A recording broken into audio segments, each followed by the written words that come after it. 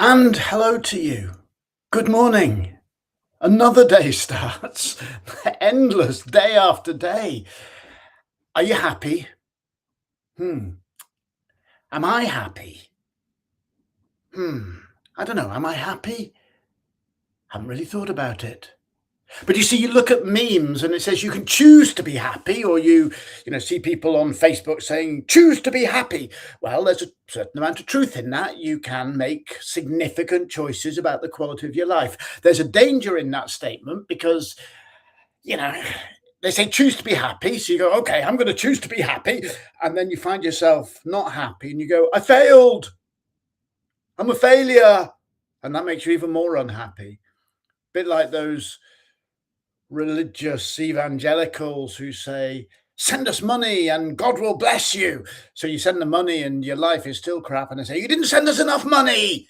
You failed. Or pray and you'll be happy. And you're not happy. And they say, you didn't pray hard enough. These memes are a little bit like that. Choose to be happy. And if you're not happy, you didn't choose well enough. So they contain truth. You can make choices, but it's a little oversimplified. What does it mean to choose to be happy? Well, let's break it down a little bit. The single biggest thing you can do to improve the moment by moment quality of your life is to make active choices about what to spend your time doing. If you actively spend time doing things that make you unhappy, you're going to be unhappy. If you actively spend time doing things that make you happy, you're going to be happier. But what does spending time mean? Well, if I'm doing the washing up while thinking about something that happened yesterday, I'm not really doing the washing up. What I'm doing is thinking about something that happened yesterday. Doing means what you choose to pay attention to. Because you see, attention is a building block of everything. People say, give your energy to good things. What does that mean? It means pay attention to good things. Cultivate relationships. What does that mean? It means pay attention to cultivating relationships. Attention is the building block. So, the single biggest thing you can do to improve the quality of your life, to improve your happiness, is to become disciplined and proactive in choosing to pay attention to things that yield pleasure to you and reward to you, not necessarily short term pleasure. It might be long term pleasure. You might want to commit to doing stuff that you are looking forward to the result of. But choosing to pay attention to things that will tend to make you happier than less happy.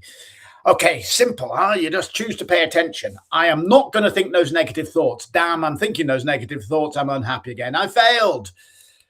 All these traps which you can fall into and call yourself a failure. No, learning to pay attention, learning to focus and discipline and to sustain your attention on anything requires practice, not just I learn how to do it, then I can do it. It requires practice, lifelong practice. It is a practice, a mindfulness practice, a meditational practice, a spiritual practice, an attentional practice. Call it what you like. It is a practice, something that you do. And every time you fail, as in any practice, you go, okay, didn't quite make that, try again. And you will never reach the point where you have perfect control over your attention. All you will do is get better at it. Just as I'm afraid I don't really believe you will ever have a life that is amazingly happy.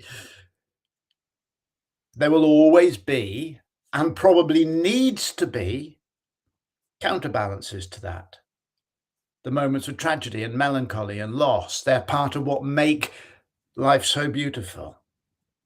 But we can tend towards greater happiness. We can tend towards achieving our dreams and our perfect relationships and all of that stuff. We can tend towards them by practicing the art of paying attention. When your mind wanders off, to go, yeah, I notice my mind wanders off into that continual negative, obsessive thinking about things that somebody said about me once, or conversation that didn't go well, or something that I feel ashamed of, or whatever. Notice it and choose to come back to pay attention to more productive things. to read a book, to listen to the bird song, to go for a walk, to write out a list of things you want to achieve, to work towards a long-term goal. Actively to choose what you spend your time on.